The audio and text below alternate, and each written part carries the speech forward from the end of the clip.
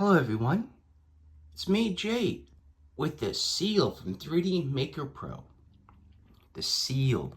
This is my little setup at the moment. I know it's a bit of a mess because I sort of got popsicle sticks here to start 3D scanning some toys and action figure accessories.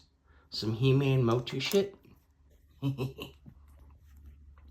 Anyways, this is what it looks like so far. You know, popsicle sticks and my toys. But let's get into it. I'm back again with the seal and start to 3D scan. Now I had problems with this. For some reason, like to turn it sideways. For whatever reason, in easy scan mode. So I just click that. I'm using a Lazy Susan. Electronic Lazy Susan. The only thing I don't like about this product is the flashing. If I was an epileptic person, I'd probably be dead. So, you know. Looks like it's too far up. I've hit the scan button, and I just let it sit here for just a few seconds, and it's been a few seconds, and I'll press the button. What I actually find better is to press play and stop, and just wait a few seconds, each between a few degrees, as it were.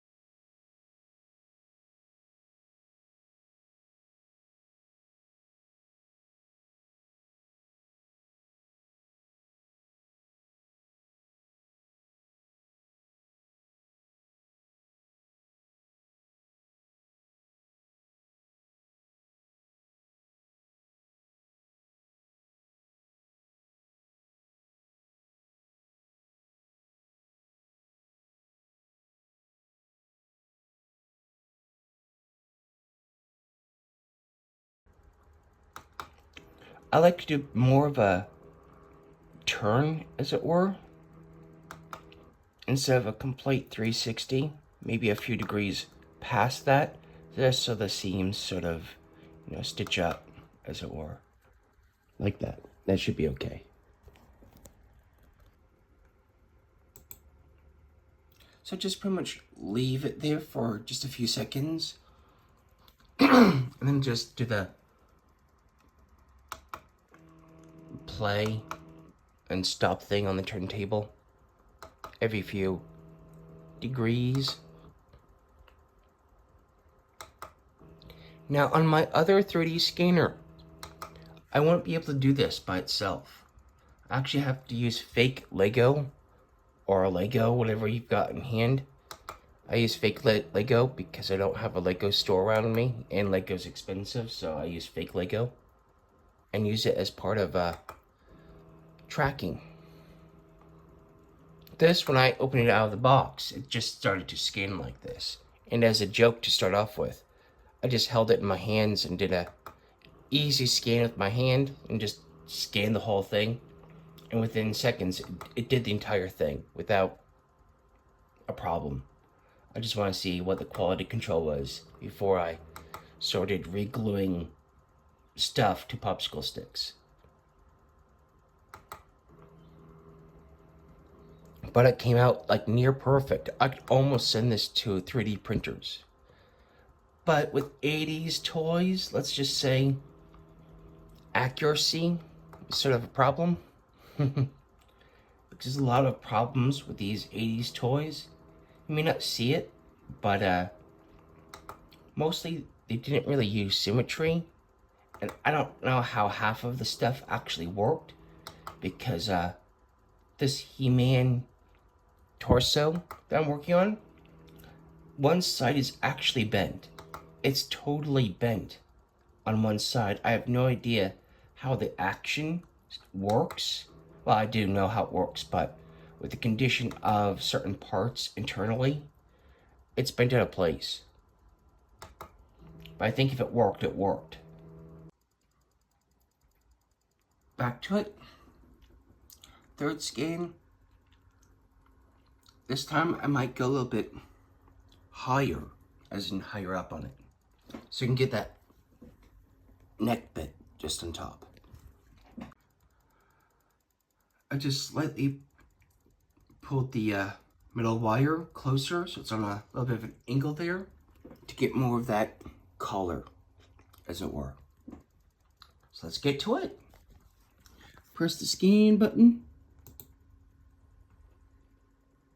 There it is, earbuds.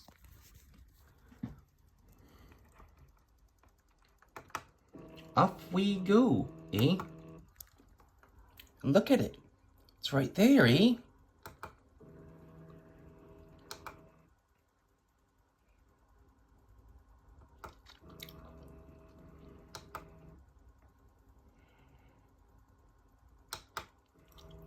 Play and pause.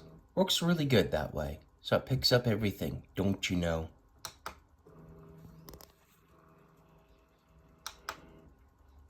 But I'm getting a adapter so I can screw my seal into a mechanical arm, so I can get into the places that I sort of can't get into normally.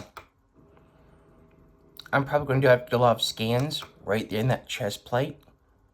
A lot, because it's a deep hole. Wait, HeMan has a lot of holes. There's holes in the chest plate there, eh? There's a hole in the hinge joint for the chest plate to go over that. Wait, it's a lot of holes. How can one man have so many holes, eh? And then there's holes in the arm and leg joints too. Holes everywhere. HeMan has many holes. Ooh, that's the 80s for you, eh?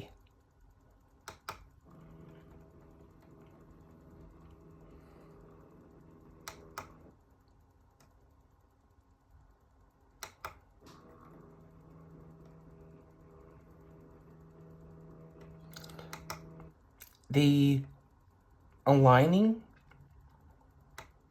can... Oh, shit. The lining can be sort of crappy in this program. The outer line does not work for me.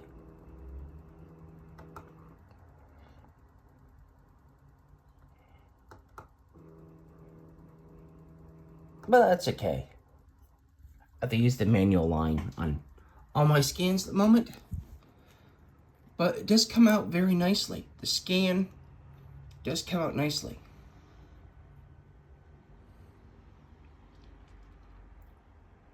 And it's going to take some time, so I shall stop it.